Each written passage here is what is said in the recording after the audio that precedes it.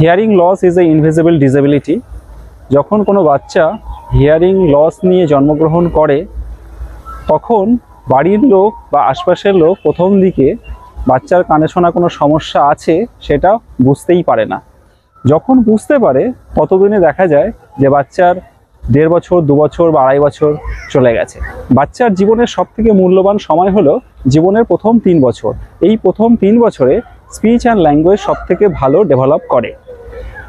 যদি কোনো বাচ্চা কানে শোনার সমস্যা বা হিয়ারিং ইম্পেয়ারমেন্ট নিয়ে জন্মগ্রহণ করে তাহলে দেখা যাবে যে ওই বাচ্চার এই সময়ের মধ্যে proper speech and language develop করছে না। এই সমস্যা সমাধানের জন্যই joint committee on infant hearing একটা আন্তর্জাতিক কমিটি, যে কমিটি মেম্বার্সরা ডিসিশন নিয়েছিলেন যে সারা পৃথিবীতে যত বাচ্চা জন্মগ্রহণ করছে জন্মগ্রহণের পরে এবং হসপিটাল বা নার্সিংহোম থেকে ছুটির আগে প্রতিটা বাচ্চার হিয়ারিং স্ক্রিনিং বাধ্যতামূলক বা ম্যান্ডেটরি। আন্তর্জাতিক সংস্থা joint committee on infant hearing একটা বাধ্যতামূলক ম্যান্ডেট দিয়েছে যে যত বাচ্চা আজকের দিনে পৃথিবীতে জন্মগ্রহণ করছে জন্মের পরে এবং জন্মের ছুটির আগে প্রতিটা বাচ্চার হিয়ারিং স্ক্রিনিং ম্যান্ডেটরি। আমাদের এবার আমাদের দেশে আমাদের রাজ্যে আছে, আপনারা শুনেছেন সোজা। হ্যাঁ, তো প্রতিটা দেশ joint committee on infant hearing এর এই প্রোটোকল ধীরে ধীরে ফলো করছে। আমাদের দেশেও অনেক রাজ্যে, বহু রাজ্যে এবং আমাদের রাজ্যেও নিউবর্ন হিয়ারিং স্ক্রিনিং প্রোটোকল মানা হয় এবং আমাদের রাজ্যেও প্রতিটা মেডিকেল কলেজ বা ডিস্ট্রিক্ট লেভেলের হাসপাতালে হিয়ারিং স্ক্রিনিংয়ের সুবিধা আছে। যে বাচ্চা প্রতিটা বাবা মার কাছে আমার এটাই আবেদন যে আমাদের এখনো সেই সচেতনতা আসেনি, না আমাদের দেশে এখনো সেই সচেতনতার যথেষ্ট অভাব।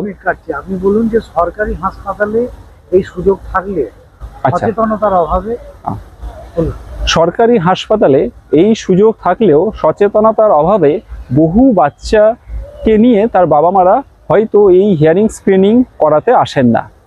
প্রত্যেকের কাছে আমার এটাই অনুরোধ যে বাচ্চার জন্ম যেখানেই হোক না কেন আপনারা সচেতন হয়ে অবশ্যই যেখানে কানের পরীক্ষা হয় সরকারি হাসপাতালে, যে হসপিটালগুলো,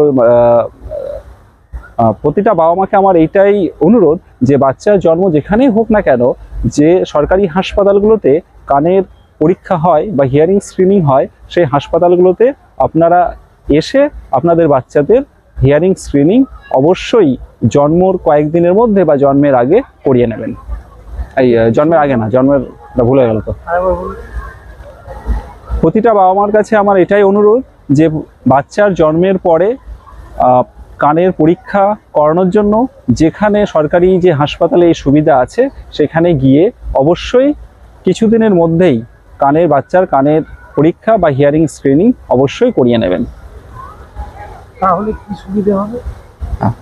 যদি হিয়ারিং স্ক্রিনিং না করা হয় তো হিয়ারিং লস হলে যেটা সমস্যা থাকবে সেটা পরবর্তীকালে বাচ্চার proper speech and language develop করবে না, এবং স্পিচ অ্যান্ড ল্যাঙ্গুয়েজ যদি ডেভেলপ না করে তো একাডেমিক লাইফ বা শিক্ষা জগতে বাচ্চার সমস্যা হবে, এডুকেশনের ক্ষেত্রে সমস্যা হবে, এডুকেশনের সমস্যা থেকে মেন স্ট্রিম বা পরবর্তীকালে কর্মক্ষেত্রে সমস্যা হবে।